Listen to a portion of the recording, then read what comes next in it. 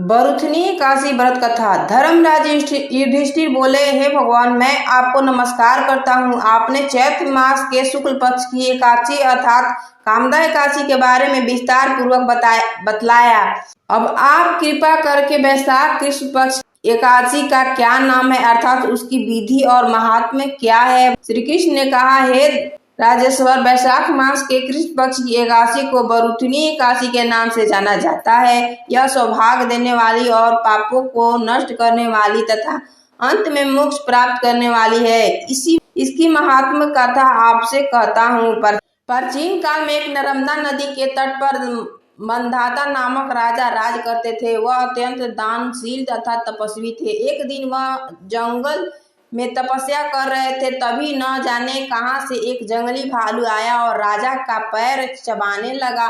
राजा पूर्ववत अपनी तपस्या में लीन रहे। कुछ देर बाद पैर चबाते चबाते राजा को घसीटकर पास के जंगल में ले गया। राजा बहुत घबराया, मगर तापस धर्म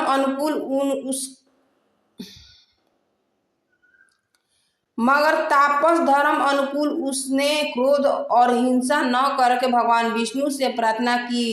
करुण भाव से भगवान विष्णु को पुकारा। उसकी पुकार सुनकर भगवान श्री हरि विष्णु प्रकट हुए और उनकी चक्र से भालू को मार डाला। राजा का पैर भालू पहले ही खा चुका था। इससे राजा बहुत ही शोकाकुल हुए। उन्हें दुखी देखकर भगवान विष्णु बोले, हे वत्स, शोक मत करो। तुम मथुरा जाओ और बरूथनी एकादशी का व्रत रखकर मेरी वराह अवतार मूर्ति की पूजा करो। उसके बाद प्रभाव से पुनः सुदृढ़ अंगों वाले हो जाओगे। इस भालू ने तुम्हें जो काटा है यह तुम्हारे पूर्व जन्म का अपराध था। भगवान की आज्ञा मानकर राजा मंधाता ने मथुरा जाकर श्रद्धापूर्वक बरूथनी एकादशी का व्रत किया। इसके प्रभाव से राजा शीघ्र ही पुनः सुंदर और संपूर्ण अंगों वाला हो गया। इसी एकादशी के प्रभाव से राजा मंधाता स्वर्ग गए थे।